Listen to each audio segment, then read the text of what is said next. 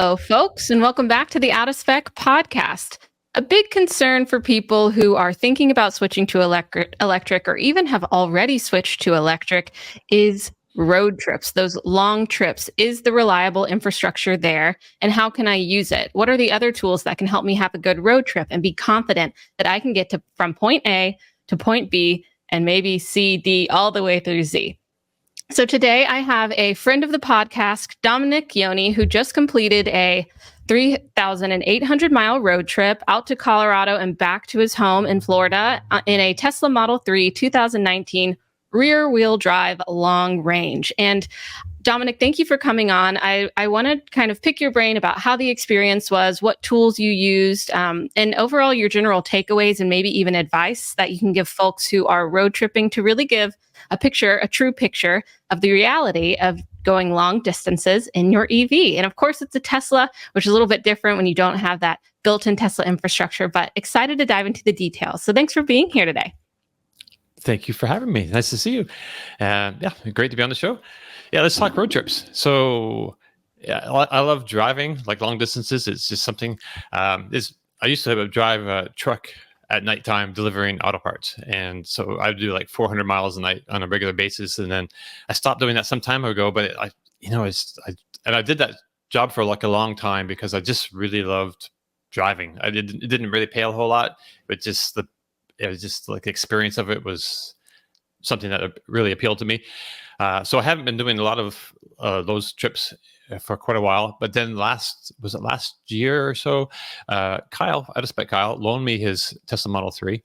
I flew out to Colorado and then I drove it to like New Brunswick, Canada, and then back down to Florida and then back up around. Eventually, he let me keep it for a long time because this is his high mileage Tesla Model 3. It's got over 100,000 miles on it, and he wants to monitor how the battery performance, how it degrades over its lifetime.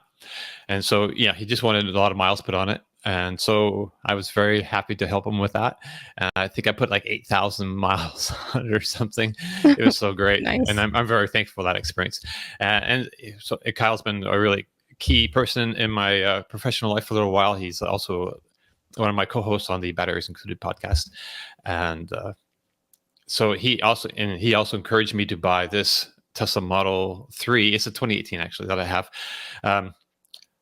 Right, because I was like so close to buying a Chevy Bolt, which is like not a great road tripping car. Its fast charge speed or peak power output is like 50 kilowatts, whereas a Tesla is 250 kilowatts. So your charging times are like a lot shorter. So he kept me from making that road tripping mistake, I guess. And right, so this was the first really big trip I think I've taken with it, except actually when I bought the car, I bought it in Chicago, just north of Chicago, actually, in Waukanda, Illinois. And then I road tripped it back down to my own home in Tallahassee, which was a great opening trip. And, it was just besides being a great, way to see parts of the country that I'd never seen before, it was also a good way to just initiate my ownership experience and just get a lot of, hands-on, experience driving and navigating, charging, and all the various little things that, come with an electric vehicle when you want to go on a road trip. And yeah, a few years ago, that the infrastructure on that particular stretch from Illinois to Florida was pretty sparse. It was a little trickier. But this last spring, it was not. It was fine. It was pretty doable. On this last trip, when you look at so I'm basically, I have to rely solely on the Tesla supercharger network because my car is a 2018 and it doesn't have CCS capability. So newer Teslas, I think in 2019 or beyond, have some different electronics in the charging port or something. I know there's a kit that I can get to change mine so I can have this ability to charge on CCS things. And that makes a big difference. But really, the Tesla supercharger network is pretty huge. And when you look at the map, you think, you can probably drive pretty much anywhere. And on this trip it was true, but there were caveats. There were stretches that were kind of tricky. I had to reduce my speed, and some of the actually Tesla software didn't work as well as it used to. Yeah. Interesting. Yeah. You're obviously a traveler, which I really love. And you really try to, we'll look at your route later, but you didn't do it out and back. You rounded about so that you could see as much of the country as possible. And it is interesting to consider, because I think when you're getting an EV, you think about, what am I doing mostly? And mostly it's those daily commutes and to and from work or the grocery store or wherever, where you're like, I want something that's efficient and can get me around. But road trips can be quite inconvenienced if you don't have the setup to have quick stops along the way. And also, aside from the EVgo Pilot Flying J stations that are coming in, there's not quite that truck stop equivalent yet, which does also change what the nature of our stops. And Kyle is so generous, and that's how I had my first EV road trip too. I've had small ones and Teslas before in the Southeast, but I took a long one from Colorado all the way to the most western side of Nevada and in the Rivian. And I really learned a lot about different aspects of driving behavior, because, in my car, I never really thought, man, I'm running low on gas, so I'm going to need to drive slower so I can get there and be okay. Right. It's just like, well, I actually might just, stay the same speed, or like not really worry about that, and different things that it didn't really make sense to me until I started learning, of course, of the technology in the vehicle, and that, I don't want to zip ahead, but actually conserve that energy. And it's just, it felt a little bit more dire at times in the EV than it has in than it did in ICE road trips before, where I always kept, my tank above half. That's what I always do if I'm going a long way. My mom always taught me that, never go below half, just in case. But in an EV, if you want to arrive in out of spec style, close to 0%, and have that peak charging curve and think about the battery state of health and all that, then it's totally a different shift in your mindset. And again, yeah, you mentioned that you travel, and I wanted to ask about, you did say you went international to Canada, but you've also gone international, and then we'll get back to this recent trip as well in terms of EVs. And I did just want to ask about that a little bit, your trip to Vietnam with VinFast, because hopefully our audience has tuned into the Batteries Included podcast, which is a great podcast, like 3 times a week. They'll come out with awesome episodes. But can you tell me a little bit about that trip to Vietnam and exactly why you went and what your experience was there? Sure. We didn't really do a whole lot of driving on that trip, but it was really a chance for VinFast to reach out to the world, actually make itself known, because it's a brand new, auto manufacturer in Vietnam. And so they invited reporters and influencers and investors all on this like week-long trip with and they took us all around Vietnam and showed us their manufacturing complex in Hai Phong, which is very interesting. And so VinFast is a part of a huge conglomerate, so they have a lot of like hotel resorts and around the country. So we went to a few of those, which were impressively palatial, to say the least. And it was just amazing. The service, everything was just incredible. And there's something about traveling. It's just, like you said, on this road trip, I drove through Kansas and Arkansas and Oklahoma, because I'd never seen those places before from the ground. So there's something about being on the ground and going through new places that, you can't learn about them any other way. And so, yeah, this trip to Vietnam was like that, because I've never been. I've been to some Asian countries before, like Japan, but I hadn't been to, something like Vietnam. It was really amazing, and kind of see the country, and then the challenge of this particular company to, become, a world-class auto manufacturer, which, is struggling to do, obviously, but right. Yeah, really cool. And you're right. I feel like you cannot really understand a place or a people or a culture unless you are immersed in it. And road trips really give you a chance to see that. And sometimes you're just passing through and you just get a little bit of the essence of that place. And I'm a huge fan of road trips. So we definitely have that in common. And yeah, thanks for diving into the Vietnam portion of things. I just think it's interesting to consider all the places we can go and the folks we can learn about and learn from, and just that you were invited at all to go see what VinFast was up to is really interesting. And of course, they've had an exciting story. So but today's not about VinFast. In fact, it's about you. And so it was a 12-day trip that you went on.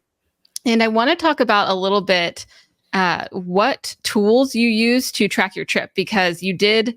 And if I'm going to pull up now the map. So if you're tuning in on YouTube, you can see how Domenick traveled along his route all the way up to Colorado and back. And as you see, he took different routes. I've mostly taken, I think, the top route. Yeah, kind of. I usually go all the way through Kansas to Kansas City and then down to the southeast. And so what are we looking at here? Where does this data come from? What are these points? And what is this kind of like heat map that I'm seeing? Right. So this heat map is from the TeslaFi website.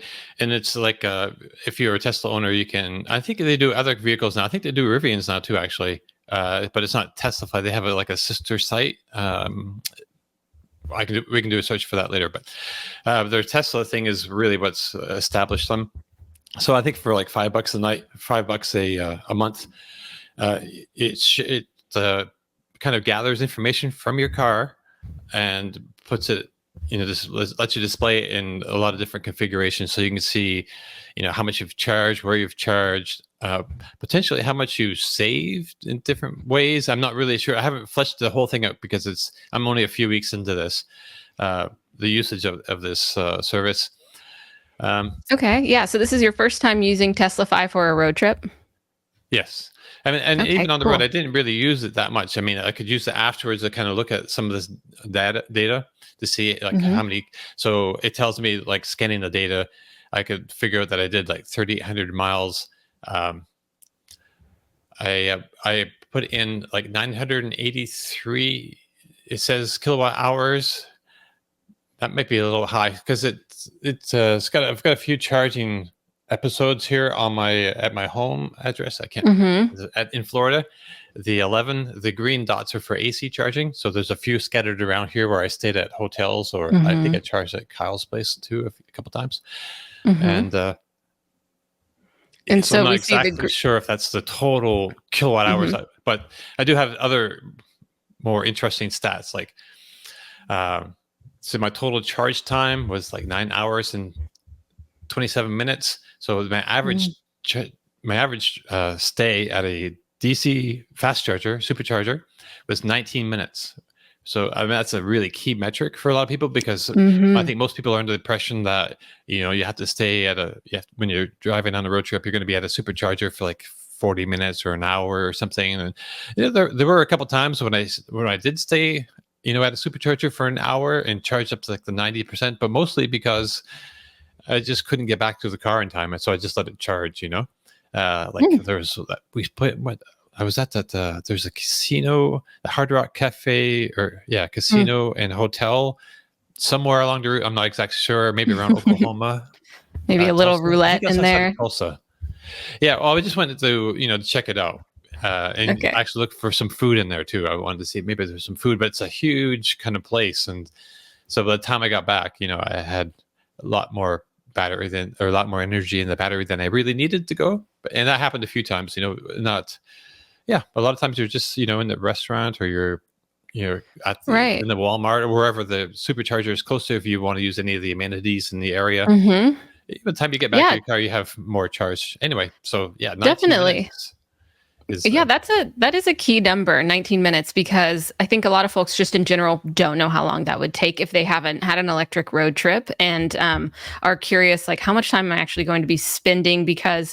And it'd be interesting to compare directly with like how long it takes me on an ice road trip to stop, because usually I stop, I stretch my legs, I get gas, maybe I get a snack to keep me going, let the dog out, and kind of enjoy a little bit of time. Because on the Rivian road trip that I took, I really did. I mean, I was curious, so I wasn't, it was all a curious experiment. So I wasn't upset that I had to spend long times at chargers because I was just experiencing it. But I did notice that it gave me more time to, not just be staring at the road and to walk around and get fresh air, which in terms of like a health benefit, I did see. So it would be interesting to compare right away, how long do I really spend at a truck stop? I wonder if it's closer to 10 than 20 minutes, but either way, that is a great number to note. And then when you did do those longer charges and got a higher percentage, whether that was on purpose or you were just hanging out a little bit longer, do you think that got you quite a bit further and then would take down the amount of charge times you would have done if you had just charged, not all the way up to 80 or something?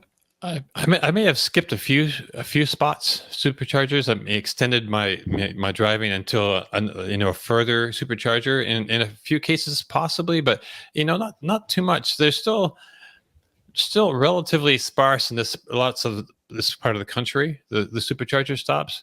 Mm-hmm. Relatively so. Right. And were there some where you were thinking, okay, well, I have to get through this stretch, like the salt flats of Utah, there's not much there, so I knew I had to charge up to make sure that I got all the way over into West Wendover. Did you have to do any of that along the way and plan ahead? And if so, did you have did you use this tool or any other tools to make sure that you could make it along the way as you needed to with the state of charge that you needed? Mostly, I relied on the car's its own system. So it gives you a Tesla, and it kind of fell down for me actually this time. And I was talking with Kyle about this last Friday on the Batteries Included podcast, and he mentioned that he also sees the same thing like in the last year or so. He said it's possibly due to Tesla trying to incorporate the wind direction, the factor of wind in reducing or increasing the vehicle's range. Mm-hmm. So right now, the Tesla it sort of gives you an estimate of how far you can go on the current charge.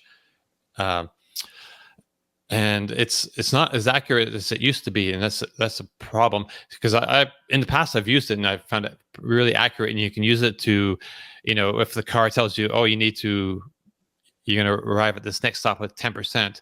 I have the confidence to say, oh, okay, I can arrive with 5% and then unplug sooner. And I was doing some of that on this trip. Okay. You unplug sooner than the car already tells you, and then you go and you can arrive with like a little lower percent than the car, was going to. Because the car is kind of conservative about how it does this, but you can, use your own judgment. But then, so I stayed in Austin 2 nights, and when I left that stretch from Austin to I think it's Amarillo up here. If you look at I'm pointing, like you can see where I'm pointing. That stretch. I think it said that I was going to arrive with 18%, but when I left, but then shortly after I was on the road, it dropped down to like 5%, and then 3%, and then I got the message, oh, you have to drive at below 65 miles an hour to reach your destination, which is not. It's not the best message to get. No, it can definitely spook you. You don't. I had that happen a little bit too, where the battery percentage kept dropping faster than I had anticipated and faster than the Rivian, that's what I remember, had told me. And it does set in a little bit of panic because you have to get there. You don't want to be stranded. Right. So I think that is a part to consider of an aspect of the EV road trip, that this can happen, and it sometimes does happen, and we're not exactly sure why. Always, like maybe it's the new software adding in different data points to try to predict this, or maybe it's how the behavior of the driver, how fast you're going, or something like that. But that definitely can happen. And with TeslaFi, so I think this is great. It tracks all your stops. It said savings, not necessarily the cost of your session. So you had to look back and kind of see how much you spent. But of course, that's great to know, to compare, how much am I spending on gas versus fast charging or some level 2 charging, AC charging. But what other aspects of using TeslaFi did you enjoy? I mean, during the trip, I didn't really look at it that much. It was just when I got back, I could kind of go over the data, and I haven't actually really. There's still more I can look at, with this data that's up there. So you can look at. Let's see if I can. No, that's not it. Oh, I have it on full screen. Yeah, you can look at how much your AC charging. And here's like all my fast supercharging totals, so all the different locations, how long I stayed there, how many kilowatt hours I added. And I think you can enter the charge, what you were charged at each stop. I'm not sure how it derives this whole savings column, but yeah, you can go into each stop and enter how much you paid per kilowatt hour, and then I guess it will tell you the total cost. But I just use my credit card bill to figure that out. I paid like $374.43 for this entire for the energy for the journey. There was That's some not free too bad, charging I'd at say. hotels, which was great. Yeah. Did that help you pick trip. certain hotels? Free charging? Oh yeah, okay. I definitely took that into consideration. Just because it's not a whole lot in the way of like money savings or whatever, but the convenience of it to leave with a full, full pack, full charge, in the first thing in the morning, it just sets your day up, a lot nicely. I totally agree. Nicelier. That's very true. Yeah, I stayed over in Salt Lake City, and I woke up ready to use the EA stations that were there. This was like a year ago, or a little less than a year ago, and I got there and they were all under construction, so I actually couldn't use them. So I had to use a slow EVgo charger at the REI and spend, over an hour hanging out. But at least, the sun was coming in on those beautiful mountains in the morning, but it was definitely a change of pace. And if I was able to charge it at the hotel, that definitely would have made a difference. And I did look it up in terms of, we were talking about the TeslaFi, which is Tesla oriented. And I did see on the Rivian forums website that maybe Electrify is this that's it. beta. Okay. Does that sound right for the Rivian? So, and these are cool. So you make an account and then you're able to track all this data and also input some of the data, but have it in a localized place so you can really be able to dive into this. So in terms of improvement of whether it was the Tesla itself or how this kind of software could improve, what do you see as a little bit of the shortcomings? But there's it would be nice to have like all these figures automatically, populate total, like all the stuff entered, like what the charge is for, because some of these charges may depend on time of day actually, so that the rate will change depending on the time of day. But I'm not sure if it does on these locations. I believe in some busier places like California, that's a thing, but that's not true. Here so much. For the software, just for getting around, the biggest thing really is that the prediction thing. The car should be able to look at. So I'm driving, at 75 miles an hour. I guess instead of looking at speeds, it should look maybe at consumption too. So I on this trip, I started looking, especially with this the problem of having to drive extra slow to reach the destination. I started paying more attention to how many watt hours per mile I'm burning, and that's a good thing to kind of get it used to. So because sometimes you can go the same speed and your consumption is going to be like a lot higher or lower depending on elevation changes, wind, environment. If it's raining, rain will really increase the amount of energy you need to get down the road. In this car, I think it was like 335 watt hours per mile at 75 miles an hour was kind of like my sort of benchmark. That was that seemed like a standard amount. And like Interesting. Yeah, I wonder if our audience has used this tool, or maybe like Priyan's Muraka, who I had on the podcast recently. He keeps like a Google sheet of tracking his travel to really get an idea of the efficiency of his vehicle, and in terms of elevation as well, and all those different factors that play in to really get a holistic idea. So if anyone uses this software, or maybe you do it yourself, you model it yourself, let us know. We'd love to know in the comments kind of how folks are tracking this. And in terms of your takeaways from the EV road trip, it wasn't your first EV road trip, Domenick, and it won't be your last. But what are hopefully? Yes, hopefully not. Hopefully, many, many more to come. Anywhere that you want to go, and it can be intimidating. There are still things that are very much not perfect, but you were able to do it with a smile on your face, hopefully. And it doesn't sound like there were really any nightmares. There were some things that are a bit inconvenient, but overall, what are your takeaways? Do you have any advice for folks that are just curious about EV road trips, or they want to go on one, or they're just wondering what it's really like? Well, I think one of the big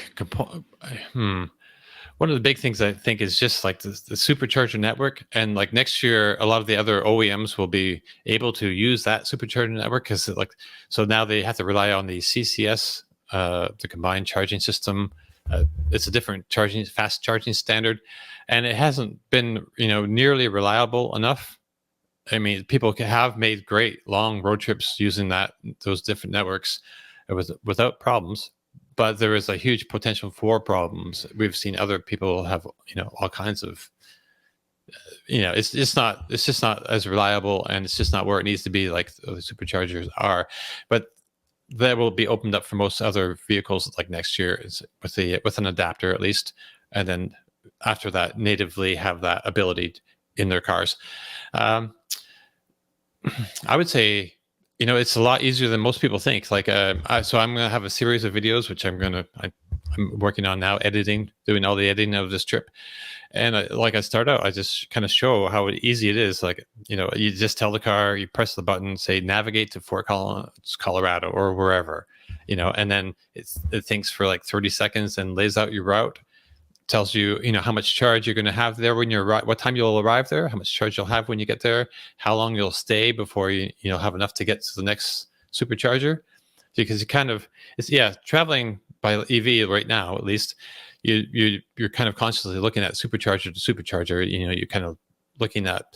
Eventually, they'll be so ubiquitous that you'll just we'll just pull over at the next exit like you do now for an internal combustion car. You don't really have to do all that planning, but that's still a few years down the road. But it's it's kind of coming. But for now, you can just tell your car where you want to go, and it kind of just lays it out there for you.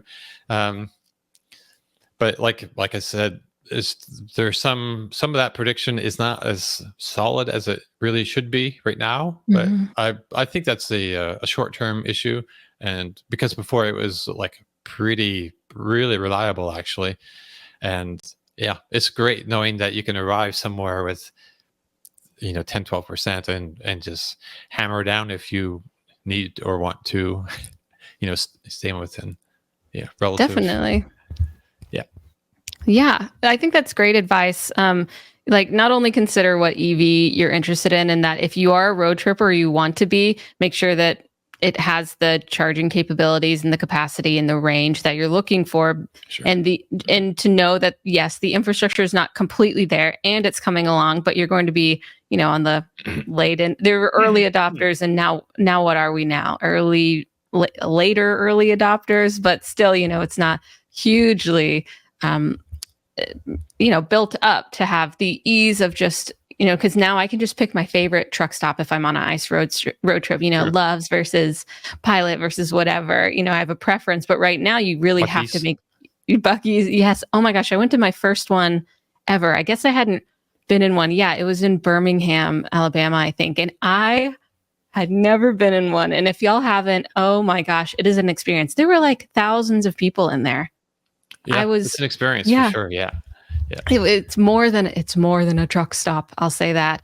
Good brisket, if you like, if you eat meat. Yeah, it smelled very good. Yeah, if you eat meat, there were plenty of options. There was plenty of cowhide and leather and trinkets and snacks, and definitely quite the sight to see and experience. I believe the biggest one is in Tennessee. So I'll have to try that out, and I'm excited to gas pumps too, right? And increasingly more Tesla supercharging on some of these too. I've been up to a few with Tesla superchargers installed at Buc-ee's. It's such a great stop because if anything you need, it's likely to be there. Exactly.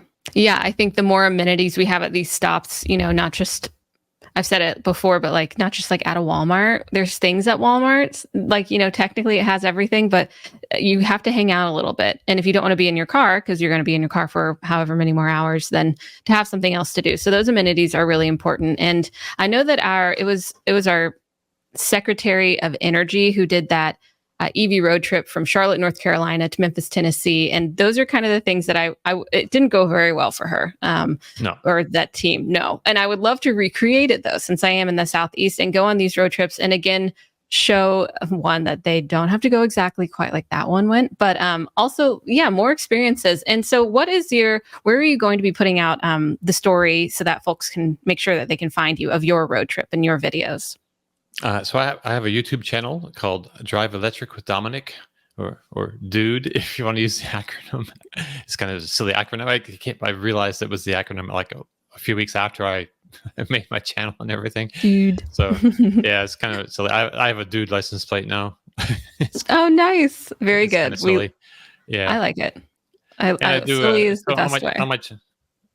On my channel, I do some FSD beta. My car had FSD beta with it, so I do some. I have a loop. I call it the Dude Loop, through Tallahassee, Florida, where I put the car through the same kind of loop, same streets, with different versions of the software as it comes out. Which I need to make another one very soon, actually, and. So that's just some of the content I have on the Drive Electric with Domenick, but it's basically about my ownership experience, and I may be expanding that somewhat because I've been reporting about researching electric vehicles since around like 2008. So I might bring some of my just my experience from back then into my channel today as well. Maybe tell some stories about. There's a bunch of electric vehicle startups that fail that people are completely unaware of. It's been a really weird journey to get to where we are now in the electric vehicle world. So anyway, that's just part of what I want to bring out on my channel. But for now, it's some FSD beta things, some ownership experience. So if you buy a used Tesla Model 3, like I did, it may be helpful for you to look at, what I've been experiencing. And the Tesla world is kind of odd. One of my more recent videos is like a product review, because if you have a Tesla and you start a YouTube channel about it, companies will reach out and send you stuff to review. It's like the weirdest thing. So I have a review. What did I review originally? That slips my mind. But on this trip, I brought these, I sent these cooler bags for the frunk. So they kind of fit in the frunk, and one side of it opens up, and there's another bag, and it's like just thermally insulated, so you can put in like a pack of ice and your drinks and everything. It stays cold for the day, and very cool. I bet there are so many accessories to be sent and tried out, in the new technology. And I do love the idea of a nice cooler for all the snacks on the road trip. It was very helpful on this trip, actually. It worked out pretty well. Good. So that's where they can find my. Hopefully, I'll be having an episode up. I want to say Monday, but man, editing is a whole new. This amount of editing is a whole new thing for me. So right, I bet. Well, folks can at least go subscribe and maybe turn on their notifications so that they know when your videos come out, because see it firsthand. There's lots of people doing this too, and which I really appreciate, all this information sharing on the content creation and news coverage side of things, just to really kind of be transparent that this is an emerging technology. This is the way that we get around, folks. Whether you like trains, planes, or automobiles, it is an interesting conversation to be a part of. And how can folks get from point A to point B? So thank you so much for coming on and sharing your most recent experience. Would love to, of course, we work very closely together. You have your Batteries Included podcast. So I, of course, will keep up with that. And so should other folks. It's a great podcast, and keep up with your other adventures on your road trips. So thanks again for coming on to the podcast. Really appreciate it, Domenick. Do you have any other road trips planned? Nothing concrete in my mind. I would like to go back up to Colorado again in the spring and take a slightly different routes again, because right. Because like on this last trip, I wanted to go more in the interior of the behind the Front Range. So I went up through Trinidad, Colorado, I forget, but I think it might be 25 or something. But anyway, you can go deeper into the mountains up through there from New Mexico, from Santa Fe. And it's supposed to be like even more incredible to see. So I'd like to try that. But then now the charging is not good. If I had CCS charging capability in my car, I could have done that pretty easily. But just at the time, it would have taken more time, I think, than I really wanted to spend or had available to spend. So yeah, there's a lot of routes and there's a lot I want to see. So I'm hoping to come up again in the spring, but yeah, I found it really beneficial though there's so much to learn about these cars, and then the best way to learn about them is actual driving them and experiencing all the different things that happen. And even one road trip isn't enough to really get it all. You're right. That's true. It's just one piece of the pie to experience. Yeah. And if you do cross back through Memphis, we can get, barbecue together again at BB King's, and that'd be great. They have good enjoy that. Yes. Pretty known for that. Brews, blues, and barbecue. Right. Right. Well, yeah, we'll keep up to date with you, Domenick. Thanks again for coming on to the podcast, and we hope to have you back soon. And thanks everyone for tuning in and listening to Domenick's story and tuning into the podcast at all. If you're enjoying it, of course, subscribe, follow us, and let us know what you think. Let us know if there's topics you want to cover. Did you have any questions for Domenick about his trip? I can put a comment here with your stats from your trip, just so people can see the numbers and interpret it or play with them as they wish. And overall, yeah, thanks again, folks, and we'll see you next time on the Out of Spec podcast. Ciao.